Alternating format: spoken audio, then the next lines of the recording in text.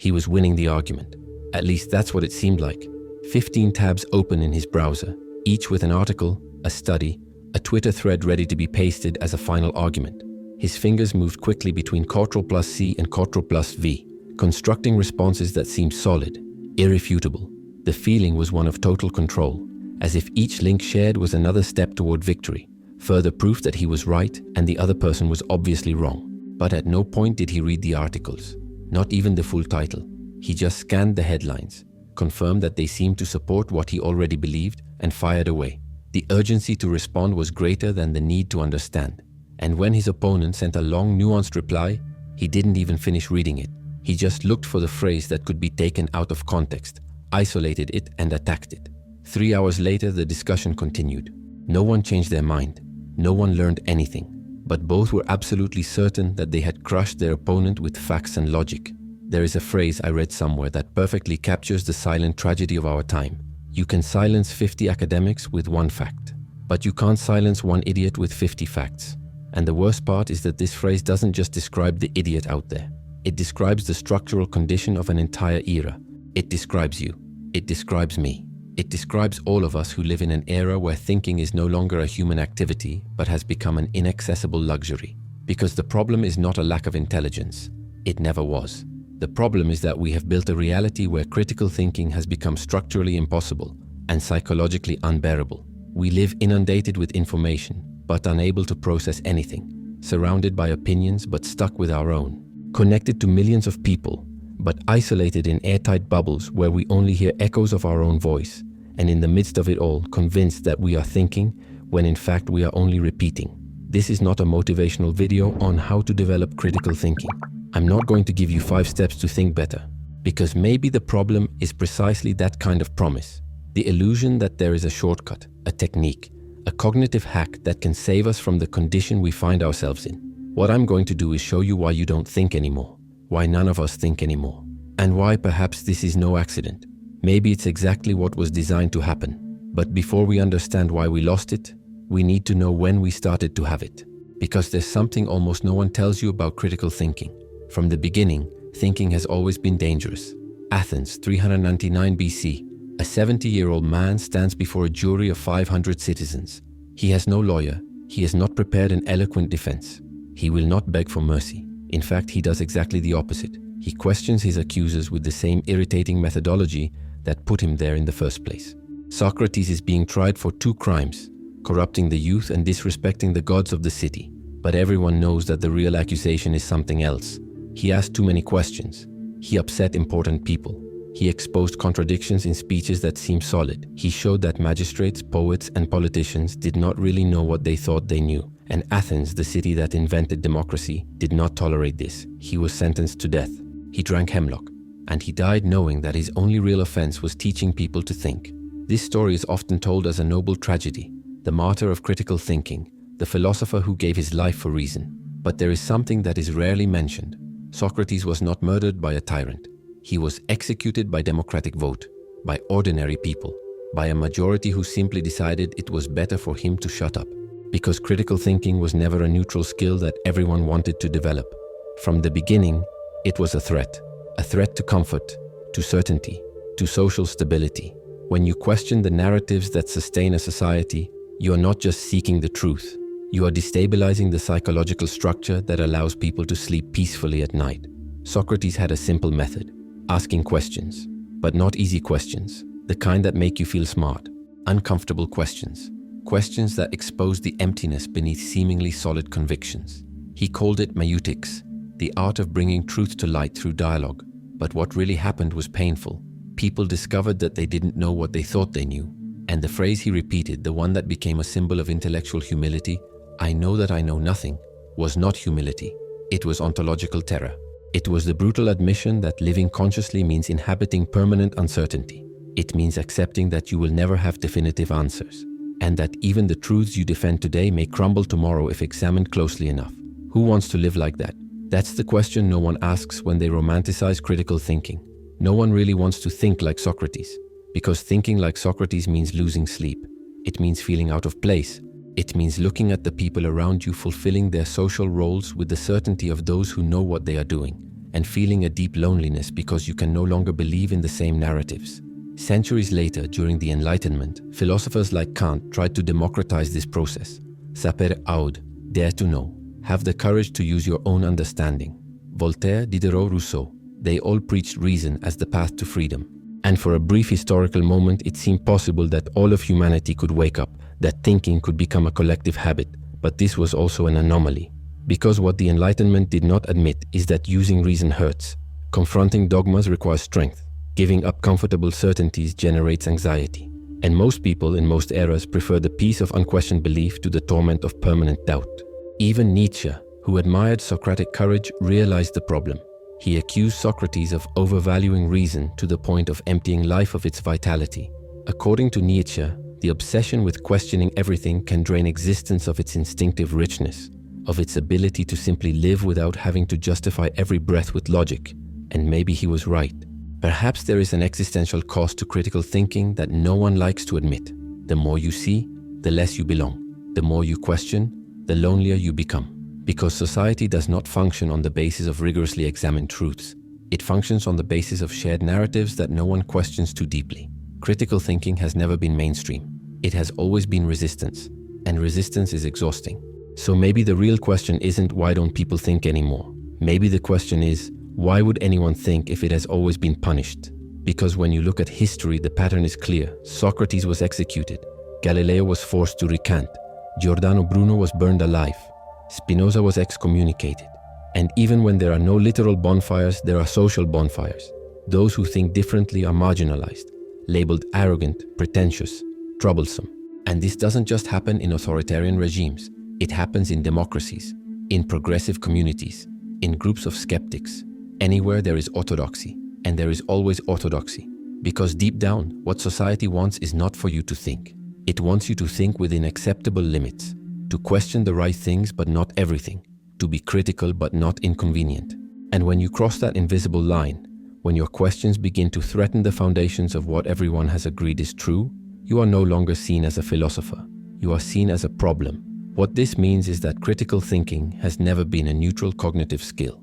Since Athens, it has been an existential stance, a willingness to inhabit discomfort, to endure exclusion, to live with the awareness that you may be wrong, but that accepting this is better than living in false certainties.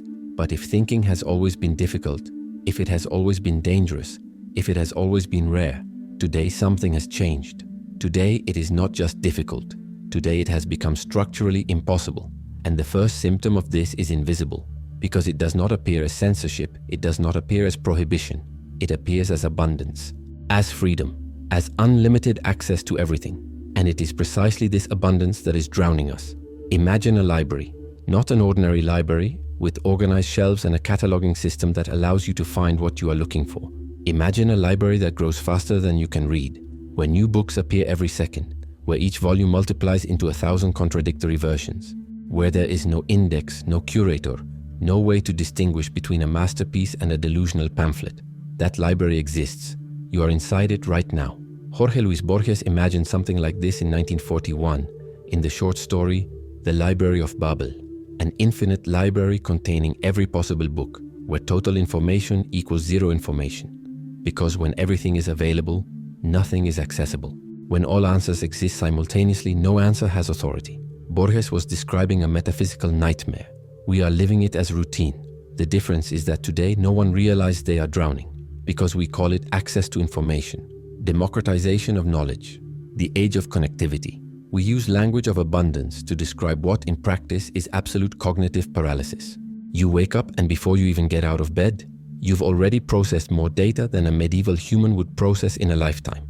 Notifications, headlines, endless threads, 15-second videos with philosophical theses compressed into catchphrases. And you're not absorbing any of it. You're scanning, swiping, superficially registering and moving on. Not because you're lazy, but because the human brain simply wasn't built for that. Daniel Kahneman, a psychologist who won the Nobel Prize in economics, described two systems of thinking. System 1 is fast, automatic, intuitive. It's the mode that allows you to drive on autopilot while thinking about other things. System 2 is slow, deliberate, analytical. It's what you use when you need to solve a complex problem or make an important decision. Critical thinking lives entirely in System 2. It is the conscious effort to slow down, to question assumptions, to examine evidence, to consider alternatives. But here's the problem. System 2 is expensive. It consumes cognitive energy. It tires you out. And the more you use it, the more you need to rest. System 1, on the other hand, is always active. It's efficient. It's fast. And in a world of information overload, it's the only system that can keep you going. So what happens? You live permanently in System 1, taking cognitive shortcuts, accepting the first explanation that seems reasonable, relying on intuitions that are in fact just patterns formed by repetition, and calling it thinking. But you're not thinking, you're reacting. There's a simple experiment that reveals this. If I ask you how much is 56 plus 87, what do? Do you think? Do you calculate mentally, carrying the 7, adding the 10s? Or do you grab your cell phone? Most people grab their cell phone, and there's nothing wrong with that. Calculators exist precisely to save us this work. The problem isn't using tools. The problem is that this reflex has become universal. Any question, any doubt, any gap in knowledge, the answer is always the same. Google it. And when you repeatedly outsource cognitive work, something happens. You stop remembering. You stop connecting. You stop synthesizing, because it's no longer necessary. Information is always just a click away. Researchers call this the Google effect. Studies show that when people know they can easily access information, they stop storing it in their memory. The brain, efficient as ever, decides, why store this if I can look it up when I need it? But here's what no one tells you. Memory isn't just storage. Memory is the raw material of thought. You don't think about information that's outside your head. You think with what's already internalized. And when you outsource memory, you also outsource the ability to make connections. Thinking is not about searching for answers. It's about relating ideas. It's about noticing patterns. It's about synthesizing fragments into something new. But you can't synthesize what you don't have. And then you become dependent. Not on knowledge, but on the feeling of knowledge. You read headlines and believe you understand the news. You listen to book summaries and believe you understand the ideas. You watch 10-minute videos on philosophy and believe you have mastered concepts that thinkers took decades to develop. And worst of all, you don't realize this is happening, because the feeling of being informed is indistinguishable from the feeling of understanding, until someone asks you to explain, and you discover there is nothing there, just fragments, slogans, catchphrases you memorized without processing. South Korean philosopher Byung-Chul Han describes this as the society of fatigue. We live in a tyranny of positivity, where everything must be productive, optimized, efficient. There is no time for pause. There is no room for boredom. There is no permission to do nothing. And thinking requires exactly that. Doing nothing. Thinking is stopping. It is sitting with an idea without rushing. It is tolerating confusion before reaching clarity. It is accepting that deep understanding takes time. Sometimes days, sometimes years. But you don't have time. You have 15 seconds before the next notification. You have 3 minutes before the next meeting.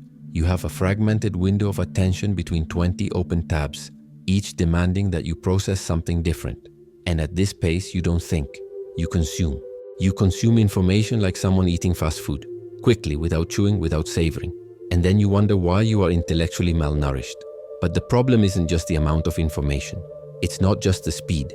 The problem is that this system was designed, not by a conspiracy, but by clear economic incentives. Attention has become a commodity.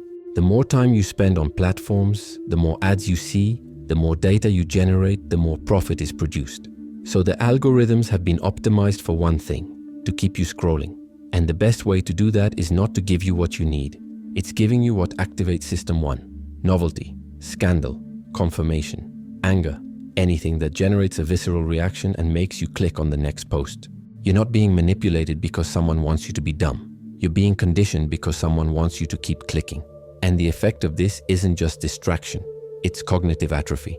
Like a muscle that's never used, System 2 starts to weaken. And the weaker it gets, the more you rely on System 1.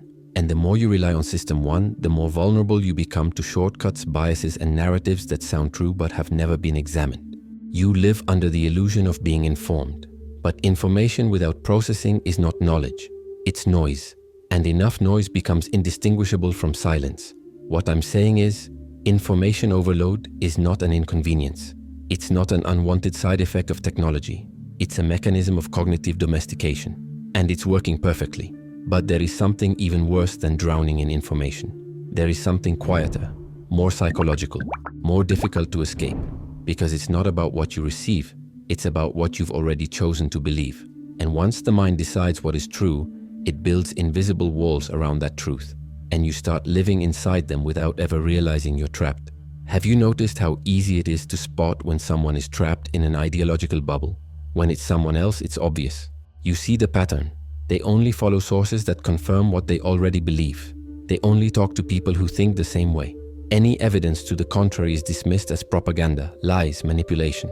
And most revealing of all, they can't even articulate the opposing argument without distorting it into a ridiculous caricature. You see this and think, how can anyone be so blind? But here's the problem. You're in a bubble too. So am I. We all are. The difference is that our own bubbles are invisible to us, because from the inside they don't look like bubbles. They look like reality. That's the psychological architecture of echo chambers. And it's not a moral flaw. It's an emotional survival resource that has been hacked by modern technology, because humans weren't made to deal with infinite cognitive diversity. For most of our evolutionary history, we lived in small tribes where everyone shared more or less the same worldview. Disagreements existed, but within limits. Group cohesion depended on shared beliefs about what was dangerous, what was sacred, who was a friend, who was an enemy. And when someone disagreed radically, it wasn't just a difference of opinion. It was an existential threat, because if the group couldn't agree on basic truths, it wouldn't survive. So we developed a deep psychological mechanism, the need to belong, to be part of an us against an them. And that need comes with something psychologists call confirmation bias. The automatic tendency to seek, interpret, and remember information that confirms what we already believe, while discarding what contradicts our beliefs. It's not bad faith. It's how the brain works. It's cognitive economy, because questioning your own beliefs all the time would be exhausting, destabilizing, unbearable. So the brain creates shortcuts. Does this align with what I already know? I accept it. Does it contradict? I ignore it. And you don't even realize you're doing it, because it happens in system 1, fast, automatic, invisible. Now imagine this ancient, evolutionarily useful mechanism being placed inside a machine designed to maximize engagement. That's exactly what social media algorithms do. They weren't programmed to show you the truth. They were programmed to show you what keeps you on the platform. And do you know what keeps you on the platform? Content you already agree with. Content that validates what you already believe. Content that makes you feel like you're on the right side of history. Because agreement breeds comfort. Comfort generates screen time. Screen time generates revenue. So the algorithm learns. With every click, every like, every comment, it maps your preferences. Not your conscious preferences, your revealed preferences.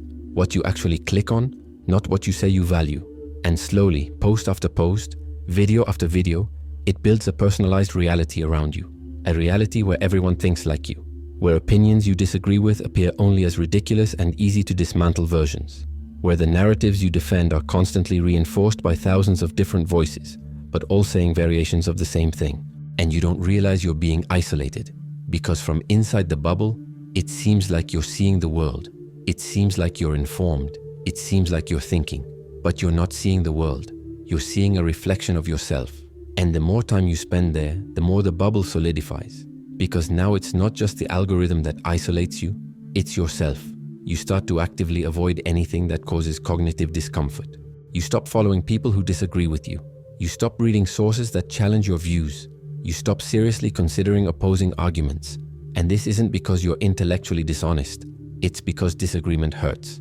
Because being confronted with the possibility that you might be wrong activates the same areas of the brain that respond to physical threats. Your body treats ideological challenge as danger. And in an already exhausting, already overwhelming, already anxious world, who has the energy to feel that voluntarily? So you choose comfort. And you call it cleaning up your timeline, protecting your peace, not giving hate speech a platform. And sometimes these justifications are legitimate, but other times they're just rationalizations to avoid the discomfort of thinking. Here's what's truly scary. This doesn't just happen with extremists. It doesn't just happen with people on the right or the left. It happens to everyone. Skeptics form skeptical echo chambers. Atheists form atheist echo chambers. Scientists form scientific echo chambers. Any group that identifies itself by a shared belief can become a tribe. And tribes always develop orthodoxies. And within the tribe, certain thoughts become unthinkable. Not because they are explicitly forbidden, but because they contradict the collective identity. And you don't want to betray the tribe, because the tribe is where you belong, where you are validated, where you are not alone. So you learn unconsciously which questions to ask and which to avoid. which doubts to express and which to keep to yourself. You develop internal sensors that detect when you are approaching a dangerous line, a line that if crossed could put you on the outside. And little by little, you stop thinking freely, not because someone forbade you to, but because you internalize the limits of orthodoxy. You censor yourself without realizing it, and you call it having principles. There is a term in social psychology called groupthink. It happens when the desire for consensus within a group becomes stronger than the search for realistic evaluation of alternatives.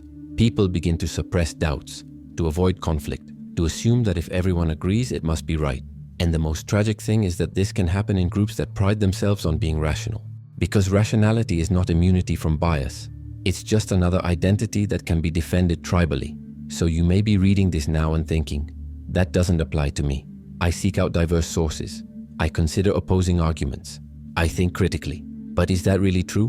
When was the last time you changed your mind about something important? When was the last time you read something that really challenged your core beliefs and took it seriously instead of immediately looking for a way to refute it? When was the last time you genuinely admitted, I was wrong? Because the real test of critical thinking isn't how well you can dismantle others' arguments. It's how well you can question your own. And if you rarely do that, if you rarely feel that discomfort of realizing that one of your beliefs might be wrong, maybe it's not because your beliefs are perfect. Maybe it's because you're living in an echo chamber so well constructed that you can no longer hear the echoes. And the problem isn't just that you're isolated. The problem is that you think everyone else is. But if information overload exhausts the mind and echo chambers imprison the mind, something is still missing. We still need to understand what sustains this whole system. We still need to understand why, even when we notice these patterns, we remain trapped in them. We still need to understand that there is an economy operating here. And in that economy, you are not the customer. You are the product. There comes a moment when you realize that you are not just consuming content. You are being consumed by it. It happens when you finish scrolling through your feed for 40 minutes and realize that you don't remember anything you saw. Or when you click on an outrageous news story, feel the anger rising, type an angry comment, and then close the tab without even reading the entire article. Or when you watch a video about a political scandal, share it with the caption, "Unbelievable," and move on to the next scandal without pausing to check if the first one was true. These are not moments of individual failure. They are symptoms of a system working exactly as it was designed to, because there is an economy operating here.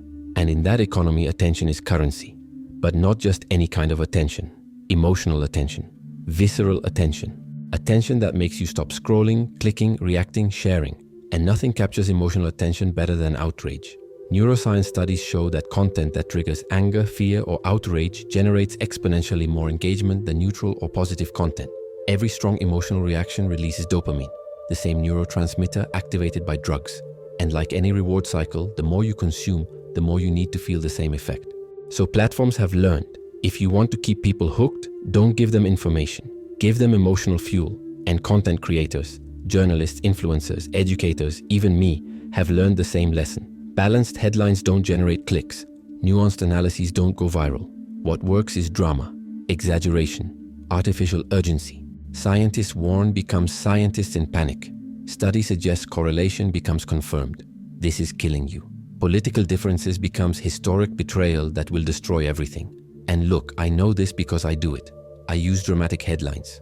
I structure narratives to generate tension. I choose words that trigger emotion. Because if I don't, no one will watch.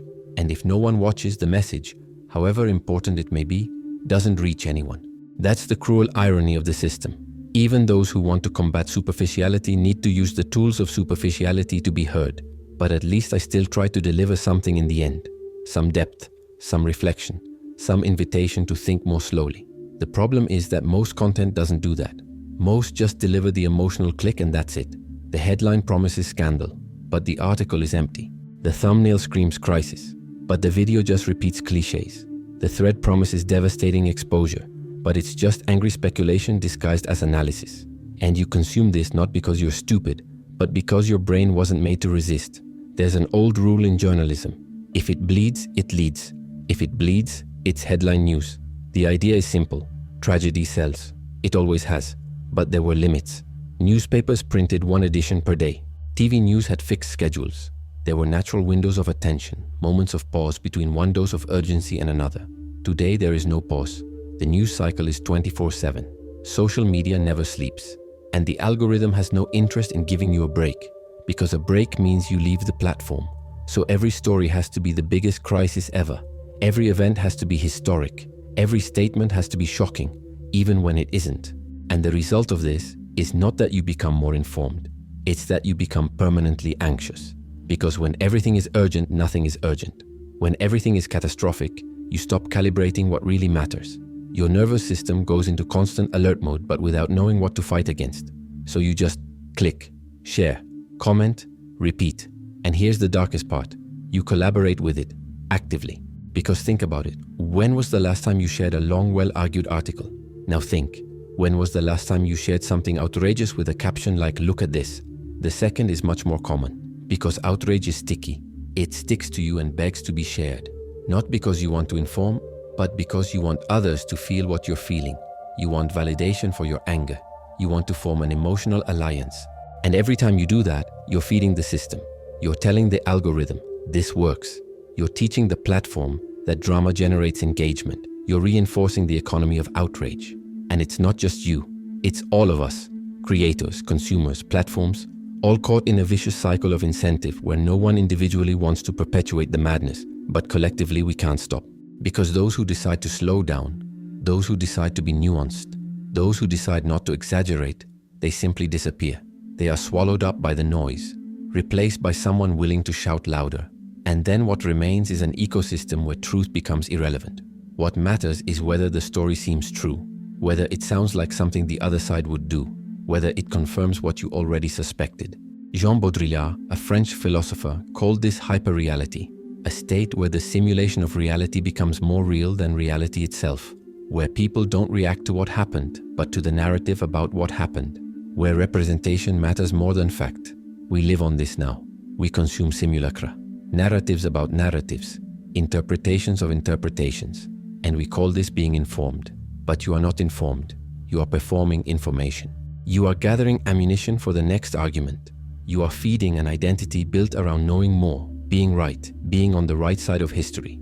And this performance is exhausting because you can never let your guard down. There is always a new battle. There's always a new scandal. There's always something to outrage you, to mobilize you, to make you feel that if you don't react now, something terrible will happen. But here's the uncomfortable truth. Nothing you share is changing the world. Nothing you comment on is transforming anyone. You're just participating in a collective spectacle of outrage where everyone shouts at once and no one hears anything.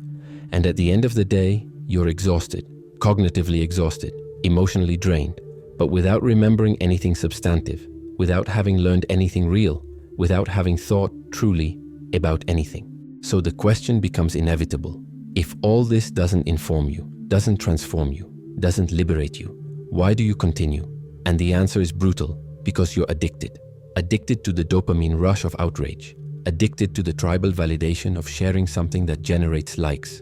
Addicted to the illusion that being permanently alert is the same as being conscious. But it's not. Being alert is a survival mode. Consciousness requires pause. It requires distance. It requires the courage to step out of the flow and ask, what do I really know? What do I really understand? What do I really think when no one is watching? And that question is terrifying, because the answer may be nothing. Nothing that is truly mine. Nothing that I have arrived at on my own. Just echoes, just repetitions, just fragments of narratives that I have consumed and reproduced without ever having processed them. And if that's the case, if you don't think, you just repeat, then what's left? The worst part of realizing all this isn't the anger, it's the emptiness. Because when you finally stop, really stop without picking up your phone, without opening another tab, without looking for the next stimulus, you are faced with a question that shouldn't be so difficult to answer. What do I really think about this? And you realize you don't know, because all the opinions you have are outsourced. You know what your side thinks. You know how to counter the other side. You know what phrases to repeat to sound smart. But when you peel away the layers of performance, when you remove the tribal armor, when you're alone with the question, there's nothing there. Or worse, there's confusion, contradiction, doubt. And doubt in the economy of performative certainty is intolerable. So you do what everyone else does. You go back to the flow, back to the feed, back to the comforting feeling of being on the right side, surrounded by people who think like you, fighting clearly defined enemies, because at least there you know who you are. But here's what no one told you about critical thinking. It doesn't give you identity, it dissolves identity. Thinking critically means questioning not only others, but yourself. It means recognizing that you may be wrong, that your most fundamental beliefs may be just products of your environment, the times, the algorithm, that the person you think you are, courageous, lucid, on the right side, may just be another performance constructed by incentives you don't control. And that's terrifying, because if you are not your beliefs, what are you? If you cannot trust your own convictions, where do you stand? If everything you have defended may be wrong, what is left? This is the existential loneliness of critical thinking, and that is why so few people actually practice it. Not because they are stupid, but because they are human, and humans need certainty, a sense of belonging, of narratives that organize chaos. Søren Kierkegaard, a 19th century Danish philosopher, described this as despair, not in the emotional sense of sadness, but in the ontological sense of being displaced from oneself, of living in internal contradiction that you cannot resolve. He said that most people avoid this despair by distracting themselves, by constructing false identities, by adhering to social roles, by following what everyone else follows. Because facing the contradiction, facing the possibility that you don't know who you are or what you believe, is unbearable. And today, the distractions are endless. You don't have to face anything. There's always another video, another post, another controversy, another reason to feel something strong enough to forget the emptiness. But the emptiness doesn't go away. It only grows. Because the more you consume, the less you digest. The more you react, the less you reflect. The more you perform consciousness, the less real consciousness you have. And at some point you realize you're not alive. You're on autopilot, fulfilling scripts, reacting to stimuli, like a biological algorithm responding to pre-programmed inputs. Here's the cruelest irony of all. You think you're resisting. You think you're awake. You think you're on the side of truth while everyone else is deluded. But you're doing exactly what the system needs you to do. You're clicking. You're engaging. You're feeding the machine with your attention, your outrage, your time. And the machine doesn't care if you're right or wrong. It doesn't care which tribe you belong to. It only cares that you remain trapped. So maybe the question isn't why don't people think critically? Maybe the question is, how could anyone think critically within this framework? How do you think slowly in a world that demands instant reaction? How do you question your beliefs when questioning means being expelled from the tribe? How do you seek truth when truth doesn't generate clicks, doesn't generate validation, doesn't generate anything but loneliness? And the honest answer may be, maybe you can't. Maybe thinking critically today is not a skill you can develop by watching videos or reading articles. Maybe it's an existential stance that requires real sacrifice, real isolation, permanent discomfort. Maybe it requires giving up the illusion of certainty, giving up the feeling of belonging, giving up the public performance of being right. And who wants that? Socrates wanted it, and he was executed. Giordano Bruno wanted it, and he was burned alive. Spinoza wanted it, and he was excommunicated, rejected, forgotten while alive. History is full of people who chose lucidity and paid with loneliness, poverty, death. So maybe the real question isn't whether you're capable of thinking critically. Maybe it's, are you willing to pay the price? Because the price isn't just cognitive effort, it's renunciation. It's accepting that you can spend your whole life seeking clarity and never be absolutely certain of anything. It's accepting that you could be wrong about everything.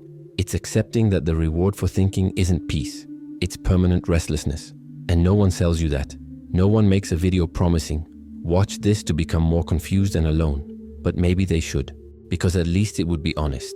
Because the opposite, the promise that you can have critical thinking and still maintain comfort, belonging, certainty, is a lie. You can't have both. Socrates knew this. The unexamined life is not worth living.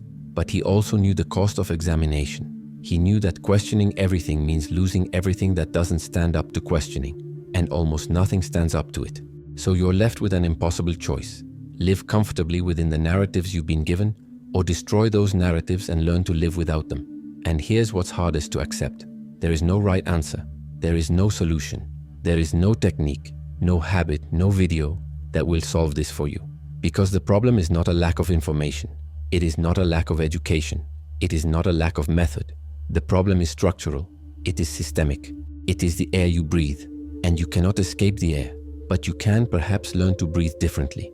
Not with the promise that it will save you, but with the acceptance that at least you will be conscious while you drown. Because in the end, the only real difference between being awake and being asleep is not happiness. It's not success. It's not belonging. It's knowing. Simply knowing. Knowing that you are trapped. Knowing that you repeat. Knowing that the dumbest generation in history includes you. And that knowledge doesn't solve anything. but it makes it impossible to pretend you don't see it. And maybe that's all there is. Maybe the only freedom possible is the freedom to no longer be able to deceive yourself. So what do you do now? That's the question that inevitably arises. Because every video, every article, every piece of content about critical thinking ends the same way, with a list. 5 steps, 7 habits, 10 techniques for thinking better. And you already know how it works. Read diverse sources, question your beliefs, practice active listening, meditate to focus, take logic courses. As if critical thinking were just a matter of applying the right method. As if you could hack consciousness with a checklist. But here's the truth that no one wants to admit. These lists don't work. Not because the techniques are bad, but because they treat a structural problem as if it were individual. As if the reason you don't think critically is laziness, lack of method, or character deficiency. When in fact, the entire system is designed to make critical thinking impossible. And the most ironic thing of all, watching videos on how to think critically may just be another form of passive consumption. You watch, feel that comforting sensation of learning something important, maybe even take notes, and then go back to the same old flow. Nothing changes, because you've turned even the search for lucidity into consumable content. You're not thinking, you're collecting information about thinking. And that's no accident, it's part of the design, because the solution has also been commodified. There are courses, books, podcasts, workshops, an entire industry built around developing critical thinking. And I'm not saying they're scams. Many have real value, but they all share the same implicit premise. The problem is you. And if you just consume the right product, you'll fix yourself. But you're not broken. The system is. And you can't fix a system from within it while following its rules. Think about it. If the problem is information overload, the solution can't be to consume more information about how to deal with overload. If the problem is that you live in echo chambers, the solution can't be to find better echo chambers. If the problem is sensationalism, the solution cannot be to watch sensationalist videos about the dangers of sensationalism. But that's exactly what happens. Because even when you try to escape, you use the tools of the prison. You seek solutions within the same platforms that created the problem. You consume quality content in the same fragmented format that destroyed your attention span. And in the end, you're still trapped. Only now you feel worse. Because you tried to improve and failed. So you conclude that the problem is you, that you're not disciplined enough, that you're not smart enough, that you are in fact part of the dumbest generation in history. But that's not it. The problem isn't that the techniques don't work. It's that they can't work as long as you're inside a structure that demands the opposite. Because let's be honest, you can't read diverse sources if your attention has been trained to last 15 seconds. You can't question your beliefs if questioning means losing your tribe. You can't think slowly if your economic survival requires you to react quickly. Educational reform? Schools are overburdened, teachers are exhausted, and the entire system is designed to produce obedient workers, not critical thinkers. Even when they try to teach critical thinking, they do so through standardized tests, which is a contradiction in itself. Cultural change? Culture is a product of the economy, and the attention economy profits billions from your inability to think. It won't change because you want it to. It only changes when it stops being profitable. And as long as you keep clicking, it will continue to profit. So maybe the real question isn't, how do I develop critical thinking? Maybe it's, is it possible to think critically within this framework? And the honest answer may be no. Not in the way you imagine. Not as a skill you add to your repertoire while keeping everything else the same. Not as a cognitive upgrade you download and install. Because thinking critically today is not a matter of technique. It is a matter of existential resistance. And resistance has a cost. It means slowing down in a world that punishes slowness. It means doubting in a world that demands certainty. It means being alone in a world that sells belonging. It means giving up the illusion of control, the feeling of being informed, the comfort of having ready answers. And who is willing to do that? Because look at what you really need to do if you want to think independently. You need to disconnect. Not for a day, not for a weekend digital detox, but structurally. Drastically reduce your consumption.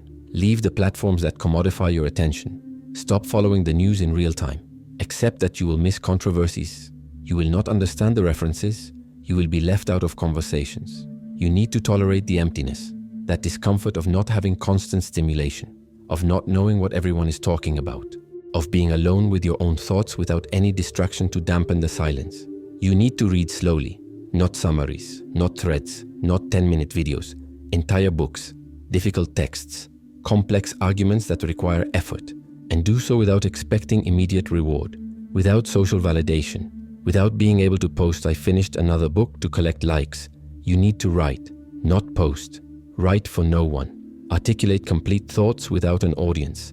Because writing is thinking, and real thinking only happens when you're not performing for anyone. You need to change your mind, publicly, without shame. Admit when you were wrong, even if it means disappointing people who agreed with you. Even if it puts you at odds with positions you've defended before. You need to ask stupid questions, the ones that everyone thinks they already know the answer to. Question the obvious. Doubt the consensus. Even when it makes you look ignorant or naive. And above all, you need to accept that this won't save you. It won't make you happy. It won't make you successful. It won't solve your problems. It may even create new ones, because you will see things you cannot unsee. You will notice contradictions you cannot ignore. You will inhabit a cognitive space where almost no one else is. And that is not liberation. It is a burden. It is the burden of knowing, of no longer being able to blame ignorance, of no longer being able to simply go with the flow and pretend that everything is fine. Socrates called this the examined life, but he never promised it was worth it. He just said that the alternative, the unexamined life, wasn't worth living. But maybe he was wrong, or maybe he was right only for himself. Because not everyone needs to live examining everything. Not everyone needs to carry the burden of lucidity. And there's no moral in that. It's not a question of courage versus cowardice. It's just that there's a cost. And you have to decide if you're willing to pay it. Because the promise of this video wasn't to teach you how to think. It was to show you why you can't. And now you know. You know it's not your fault. You know it's structural. You know there may be no easy solution. And knowing that already changes something. Not out there, but in here. Because at least now, when you pick up your phone and scroll for 40 minutes without thinking about anything, you'll know what you're doing. You won't be able to pretend it's just rest, just innocent distraction, just keeping up with what's going on. You'll know it's surrender. And the difference between consciously surrendering and surrendering without knowing it may seem small, but it's everything. Go back to that scene at the beginning. The man with 15 tabs open. Ctrl plus C, Ctrl plus V, responding without reading, attacking without understanding, convinced he's winning an argument that no one is really having. Only now you see it differently, because now you know he's not the villain. He's not an idiot. He's not the problem. He's just someone trying to survive cognitively in an environment that has made thinking impossible. Just like you, just like all of us. And maybe that's the only real change this video can offer. Not a solution, not a method, just a different lens. Because what kills critical thinking isn't stupidity. It's exhaustion. It's overload. It's the desperate need to belong to something in a world where everything is fragmented. It's the illusion that you need to have an opinion on everything immediately, always, or you don't exist. And no one told you that you can simply not know. That you can look at a complicated news story and think, I don't understand enough about this to have an opinion.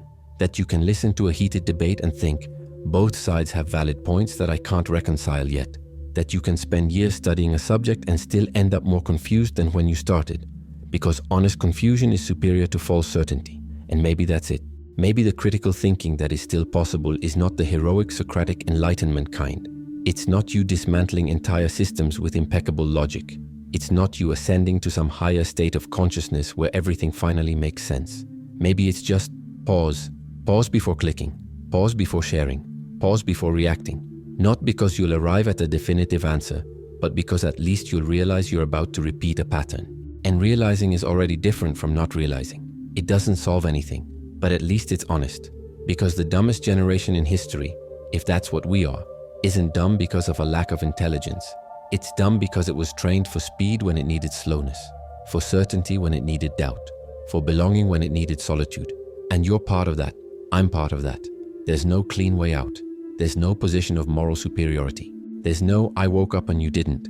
There are only degrees of awareness about how trapped we are. And maybe that's enough. Not to change the system, not to save humanity, but to live with a little more dignity inside the prison. Because in the end, what Socrates really said was not, the unexamined life is not worth living. What he said was, I cannot live any other way. It was not a universal prescription. It was a personal confession. He wasn't telling you that you need to think. He was saying that he needed to. That for him specifically, living without questioning was worse than dying. But you are not Socrates. And you don't need to be. You can live without examining everything. You can choose comfort. You can choose to belong. And there is no condemnation in that. Because life is hard enough without adding the weight of permanent lucidity. The only thing you can't do anymore is pretend you don't know. You know now why you don't think. You know it's not your fault. You know it's architecture. You know the system was built for that. And you know that participating in it consciously is different from participating blindly. Not better necessarily, but different. And different is all I can offer. Because this video won't change your life. It won't give you 5 steps to cognitive enlightenment. It won't turn you into the ultimate critical thinker. But maybe the next time you have 15 tabs open, about to paste a link you haven't read to win an argument that doesn't matter, maybe you'll stop for a second and ask, what am I really doing here? And maybe the answer will be nothing worthwhile. And maybe you'll close the tabs, or maybe you won't. Maybe you'll keep doing exactly the same thing, but at least you'll know why. And knowledge without a solution is still better than comfortable ignorance. Because the last thing Socrates said before drinking the hemlock wasn't about critical thinking. It wasn't about the search for truth. It was about a debt. He said to a friend, Crito, we owe Asclepius a rooster. Asclepius was the god of healing, and offering a rooster was what you did when you recovered from an illness. So Socrates' last words were, I am healing. Healing from what? From life. Because for him, living in a world that punishes thought was the illness, and death was the cure. I'm not asking you to go that far. I'm just asking you to realize that you are sick, that we all are, that the illness is not individual, it is collective, and that perhaps there is no complete cure, but there is dignity in knowing that you are sick and choosing how to live with it. So here is my only question for you. What was the last thought you had that did not come from a screen, an influencer, an algorithm? When was the last time you thought on your own, in silence, without performance, without an audience, without seeking validation, and came to a conclusion that was genuinely yours? If you can't remember, maybe it's time to try, not because it will solve everything, but because at least it will be real. Watch the next videos on the channel, count on me, and follow the White Rabbit.